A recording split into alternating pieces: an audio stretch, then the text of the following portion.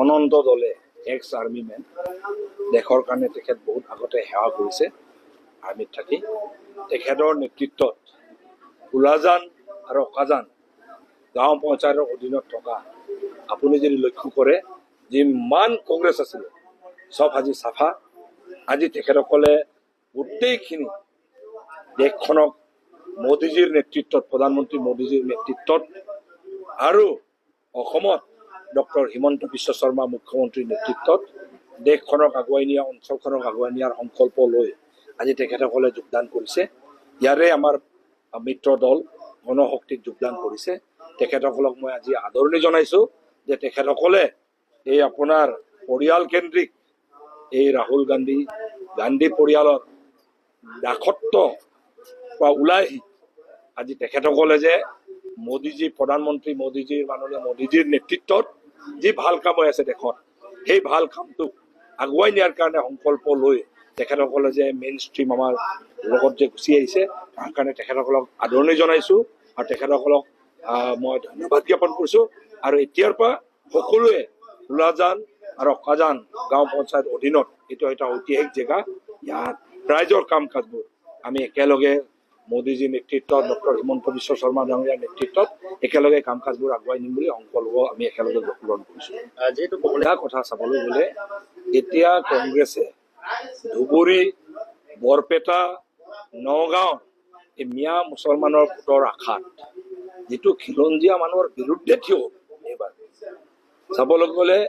নিজেতো কেতিয়াও নকৰিলে কংগ্ৰেছে শাসনত থাকোঁতে 65 বছৰ চাবলৈ গ'লে কংগ্ৰেছে যেতিয়া শাসনত আছিলে তেতিয়া তেখেতসকলেতো খিলঞ্জীয়া ভূমিপুত্ৰ আমাৰ ট্ৰাইবেলসকলৰ মাটি উদ্ধাৰ কৰাৰ কেতিয়াও অভিযান নচলালে আমাৰ কাজিৰঙা উদ্ধাৰ কৰাৰ অভিযান কেতিয়াও নচলালে যিখিনি মিয়া মুছলমানৰ আগ্ৰাসনৰ পৰা মাটিক লৈ যিটো জেহাদ চলাইছিলে সত্ৰৰ ভূমিবোৰ দখল কৰাত তেখেতসকলে বাধা দিব নোৱাৰিলে আজি যেতিয়া ডক্টৰ হিমন্ত বিশ্ব শৰ্মা মুখ্যমন্ত্ৰী ডাঙৰীয়াৰ নেতৃত্বত এই মাটিবোৰ উদ্ধাৰ কৰা যিটো অভিযান এই উদ্ধাৰ কৰা অভিযানত এটা বস্তু লক্ষ্য কৰিছোঁ তেখেতসকলে সদায় মিয়াৰ পক্ষত থিয় হৈ খিলঞ্জীয়া মানুহৰ বিৰুদ্ধে ষড়যন্ত্ৰ কৰাত আমি লক্ষ্য কৰিছোঁ তাৰ কাৰণে অসমৰ খিলঞ্জীয়া ভূমিপুত্ৰ আৰু জনজাতি মানুহসকল অসমীয়া মানুহসকল কংগ্ৰেছৰ পৰা আঁতৰি আহিছে আজিৰ এই যোগদানেই তাৰে এটা প্ৰমাণ আমি প্ৰথমতে আমাৰ গণশক্তি দলৰ তৰফৰ পৰা আমাৰ অনন্ত দলে চাহাবক আমি বহুত ধন্যবাদ জনাইছোঁ যিহেতু গণশক্তিৰ নীতি আদৰ্শক সন্মান জনাই তেখেতে বহু কংগ্ৰেছী মানুহক লৈ পেলাই আজি গণশক্তিত যোগদান কৰিছে তাৰ বাবে আমি ধন্যবাদ জনাইছোঁ আৰু ভৱিষ্যত দিনবোৰত গণশক্তিৰ লগত কাম কাজ কৰি খুব ধুনীয়াকৈ থাকিব বুলি মই আশা কৰিছোঁ ধন্যবাদ মই আজি সন্মিলিত গণশক্তি জইন কৰাৰ মেইন উদ্দেশ্য আছে কিয় আমাৰ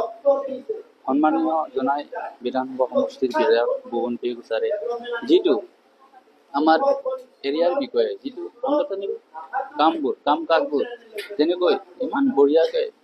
কাৰ্যকলাপ কৰি লৈ গৈ আছে সেইবোৰৰ বিষয়ে মই আকৃষ্ট হৈ পিনি মই কংগ্ৰেছ দলত যোগদান নকৰাকৈ মই সন্মিলিত গণশক্তি দলটোত যোগদান কৰিছোঁ যাতে এই সংস্থাটোৰ লগত এই সংগঠনটোৰ লগত ভালকৈ খোজ মিলাই কাম কৰি যাব পৰাকৈ মই আশা কৰি পিনি আজি এই সংগঠনটোত জইন কৰিছোঁ।